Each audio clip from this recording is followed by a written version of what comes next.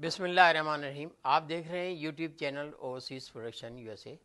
اور Chicago down town سے میں ہوں جبار میں ہوں. آج ہمارے پروگرام کا موضوع قسط وار پروگرام درمیانی جنت کا احوال ہے، جس میں اس درمیانی جنت کے ایک حصے میں قائد اعظم ذوالفقار علی بھٹو، مولانا مودودی رحمۃ اللہ علیہ، مولانا شاہ احمد نورانی رحمۃ اللہ علیہ، شیخ مجیب الرحمان، نواب زادہ نصر اللہ خان، گاندھی، منموہن سنگھ، ابوالکلام آزاد، جنرل ضیاء الحق اور جنرل پرویز مشرف سمیت سب لوگ خوش گپیوں میں مصروف ہیں، اور ان کے برابر میں بر صغیر کے اور بہت سارے ایسی شخصیات اور ایسے لیڈرز سماجی اور سیاسی موجود ہیں جو اپنی اپنی ٹیبلوں پر خوش گپیوں میں مصروف ہیں، اور ان کی ٹیبلوں پر ہر شخصیت کی پسندیدہ شے بھی موجود ہے. مزید یہ کہ ان شخصیات کے کسی بھی شے کی طلب یا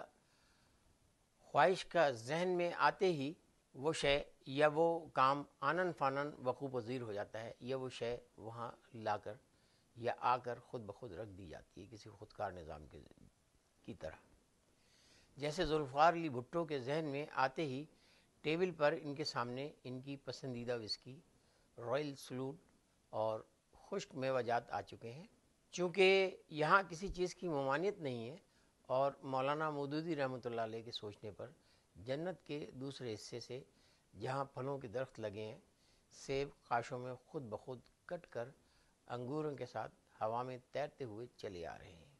اسی طرح نواب زادہ نصر اللہ خان کے آگے آم کا ایک ٹرے پڑی ہوئی ہے، جس میں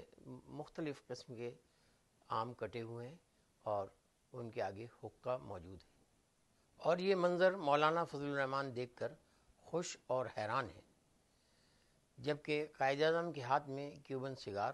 اور کافی ہے، اور گاندھی جی دودھ پتی کی چائے کی چسکیاں لے رہے ہیں. جنت کے دوسرے حصے میں مولانا فضل الرحمان جلدی سے پھل توڑنے کی کوشش کرتا ہے، مگر اسے اس وقت سخت حیرانی ہوتی ہے کہ وہ پھل اس کی ہاتھ کی ریچ میں ہونے کے باوجود تیزی سے اوپر چلا جاتا ہے اور وہ اسے حاصل نہیں کر پاتا. مولوی بار بار اسے توڑنے کی ناکام کوشش کے بعد تھک کر تیز تیز قدم بڑھاتے ہوئے سامنے کے حصے کی جانب چل پڑتا ہے، جہاں یہ تمام لیڈران موجود ہیں، اور پرویز مشرف کو بے تکلفی سے آواز دے کر جناب جنرل صاحب السلام علیکم کہہ رہا ہے، جیسے وہ زمین پر سب کی خوشامد کرتا تھا. جنت کے اس حصے میں بیٹھی شخصیات کو دوسرے حصے کی سوائے پھل دار درختوں، سبک رفتار سے چلنے والی ہوا کی آوازیں اور درختوں کے جھومتے مناظر کے سوا کچھ نظر نہیں آتا ہے، اور نہ ہی انہیں کوئی آواز سنائی دیتی ہے. مولوی خوشی خوشی کسی گوشت کے پہاڑ کی طرح لڑکتا ہوا اس طرف چلا جا رہا تھا کہ اچانک یہ چیخیں مارنا شروع کر دیتا ہے، اور کرب سے بل بلاتے ہوئے پیچھے ہٹ کر زمین پر گر جاتا ہے. ہوتا یہ ہے، جنت کے ان دونوں خانوں کے درمیان ایک لوہے کی پلیٹ ہے جو شعلے کی طرح سرخ ہے، اور اسے وہ دکھائی نہیں دیتی، جس سے اس کے پاؤں بری طرح جھلس جاتے ہیں. مولانا کبھی جنرل ضیاء الحق کو اور کبھی نواب زادہ نصر اللہ خان کو چیخ چیخ کر مدد کے لیے بلا رہا ہے، اور وہ سب آپس میں محو گفتگو ہیں، چونکہ اس حصے کے گناہ گاروں کی آہو بکا دوسرے حصے کے افراد کو ڈسٹرب نہیں کرتی ہے. اور اچانک ان کے درمیان مرزا غالب آ جاتے ہیں، اور سب ان سے اپنی پسند کی غزلیں سننے میں لگ جاتے ہیں، جبکہ غالب کا غزلیں سنانے میں کم دھیان ہے،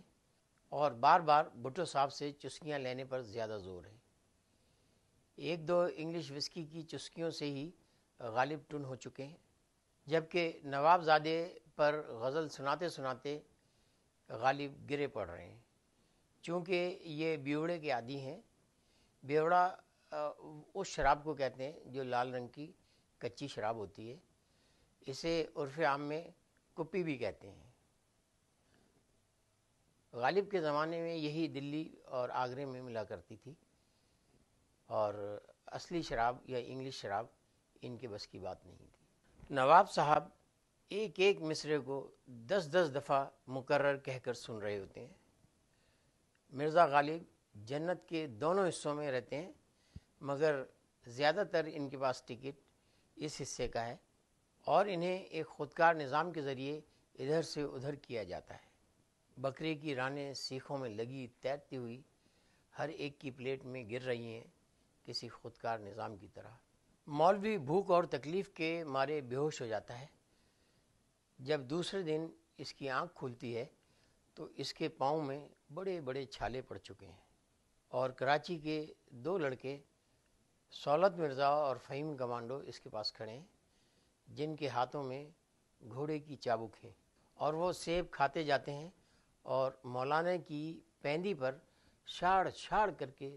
چابک برسا رہے ہیں۔ ساتھ ہی کہتے جاتے ہیں کہ تم بھی ان لوگوں میں شامل ہو